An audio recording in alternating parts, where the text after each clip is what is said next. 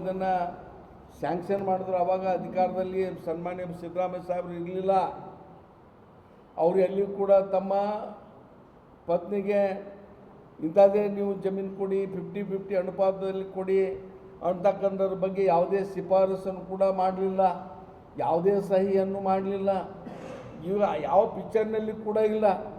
ಏನು ಸನ್ಮಾನ್ಯ ಸಿದ್ದರಾಮಯ್ಯ ಸಾಹೇಬರ ಶ್ರೀಮತಿಯವರ ಸಹೋದರರು ದಾನಪತ್ರವಾಗಿ ತಂಗಿಯವರಿಗೆ ಕೊಟ್ಟ ಮೇಲೆ ಆ ಜಮೀನು ಇವ್ರದ್ದಾಗಿದೆ ವಿನಃ ಇವರು ಆ ಜಮೀನನ್ನು ಮೂಡಾದವರು ತೆಗೆದುಕೊಂಡ ಮೇಲೆ ಮೂಡಾದವರು ಇವರಿಗೆ 50-50 ಅನುಪಾತದಲ್ಲಿ 2 ಸಲ ನಿರ್ಣಯ ಮಾಡಿ ಇವತ್ತು ಅವರಿಗೆ ನೀಡಿದ್ದಾರೆ 50-50 ಇದರಲ್ಲಿ.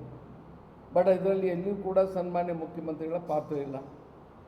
ಇವತ್ತೇನಾಗಿದೆ, ಬಿ ಜೆ ಪಿಯವರು ಮತ್ತು ಜನತಾದವರು ಒಂದಾಗಿ ಪ್ರಜಾಪ್ರಭುತ್ವದ ನೆಲೆಗಟ್ಟಿನ ಮೇಲೆ ಆಯ್ಕೆಯಾಗಿರ್ತಕ್ಕಂಥ ಅತಿ ಹೆಚ್ಚು ಸಂಖ್ಯೆಯ ಶಾಸಕರನ್ನು ಹೊಂದಿರತಕ್ಕಂಥ ಈ ಸರ್ಕಾರವನ್ನು ಯಾವುದೇ ರೀತಿಯಲ್ಲಿ ಕಿತ್ತೆಸಬೇಕು. ಹಿಂದುಳಿದ ವರ್ಗದ ದೇವದಾರ ನಂತರ ಸನ್ಮಾನ್ಯ ಸಿದ್ದರಾಮಯ್ಯ ಸಾಹೇಬರು 2ನೇ ಅವಧಿಗೆ ಈ ರಾಜ್ಯದ ಮುಖ್ಯಮಂತ್ರಿಗಳಾಗಿದ್ದಾರೆ.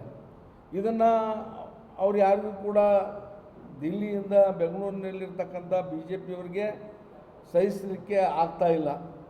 ಏನಾದರೂ ಮಾಡಿ ಸಿದ್ದರಾಮಯ್ಯವ್ರ ಮೇಲೆ ಒಂದು ಕಪ್ಪಿ ಚುಕ್ಕಿಯನ್ನು ಕೂಡಿಸಿ ಅವರಿಗೆ ಅಧಿಕಾರದಿಂದ ಕೆಳಗಿಳಿಸ್ಬೇಕಂತಕ್ಕಂಥ ಹುನ್ನಾರ ಮಾಡಿದ್ದಾರೆ.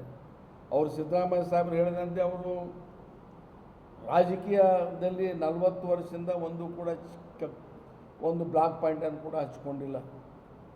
ಎಲ್ಲಿಯೂ ಕೂಡ ಸ್ವಜನ ಪಕ್ಷಪಾತ ಮಾಡಿಲ್ಲ, ಎಲ್ಲಿಯೂ ಕೂಡ ಭ್ರಷ್ಟಾಚಾರ ಎಸಗಿಲ್ಲ.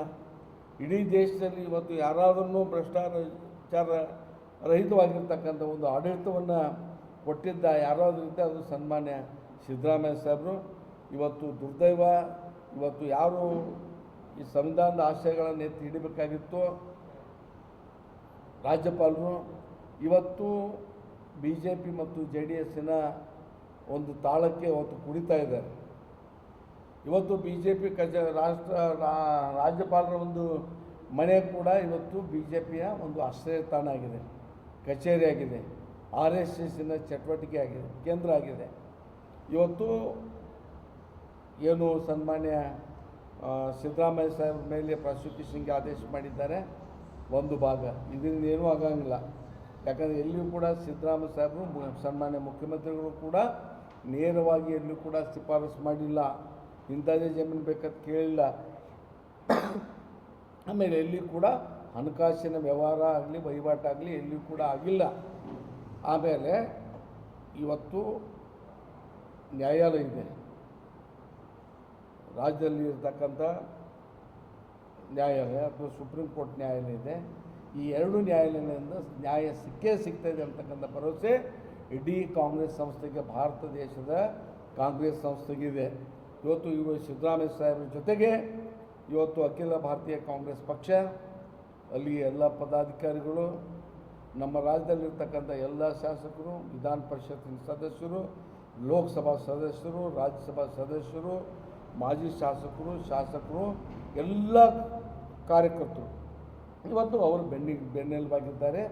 ಅವರು ರಾಜೀನಾಮೆ ಕೊಡ್ತಕ್ಕಂಥ ಅಗತ್ಯ ಇಲ್ಲ. ಇವತ್ತು ಅವರು ಮುಖ್ಯಮಂತ್ರಿಯಾಗಿ ನಿರಂತರವಾಗಿ ನಿರ್ಭಯವಾಗಿ ಅವರು ಮುಂದುವರಿಬೇಕು, ರಾಜ್ಯವನ್ನು ಅಭಿವೃದ್ಧಿ ಮಾಡಬೇಕು. ಇವತ್ತು ಬಂದಂಥ ಒಂದು ಅಪಾದೆ ಅವರು ಮುಕ್ತ ಆಗ್ತಾ ಇದ್ದಾರೆ ಅಂತಕ್ಕಂಥ ಆಸೆ ನಮ್ಮೆಲ್ಲ ಕಾಂಗ್ರೆಸ್ ಪಕ್ಷದ ಸಂಸ್ಥೆಯಾಗಿದೆ, ಎಲ್ಲ ಕಾರ್ಯಕರ್ತರಲ್ಲಿ ಕೂಡ ಇದೆ.